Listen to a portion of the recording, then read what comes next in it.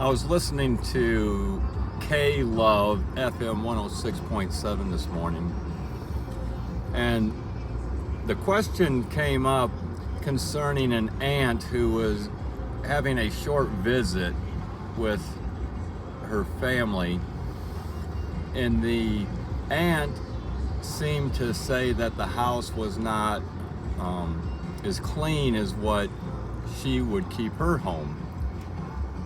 So the discussion was, what should this lady do?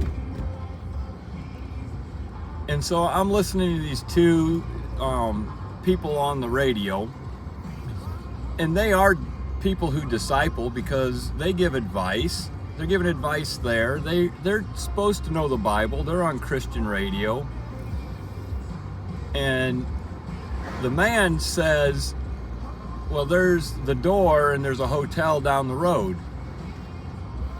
And the lady said, well, the young niece needs to tell her aunt her true feelings. And I've been thinking about that all day as I was at work. And I'm thinking about Jesus saying, think of others more highly than yourself.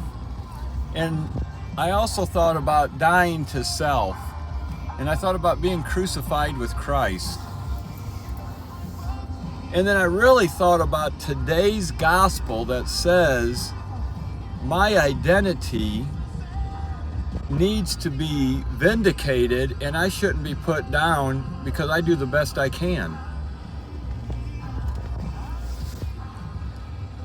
And it gave me a sense of today's gospel and how when we witness out in the streets and we give the first inclination that we are to die to self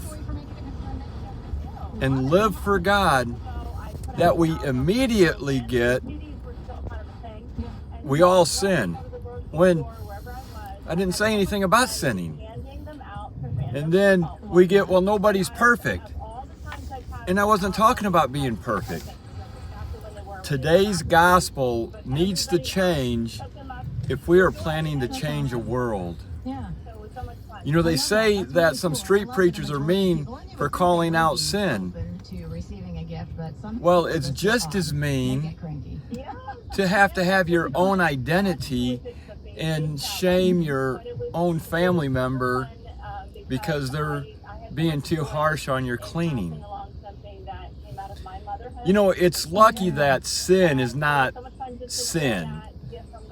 It's lucky that the same people who say all sin because all sin is equal, it's lucky that they don't really believe what they say, because there is a sin that's not unto death. And offending your aunt, who's only being there for a few days, and thinking of yourself more highly than others and having to get your feelings out, that's sin. Comment below.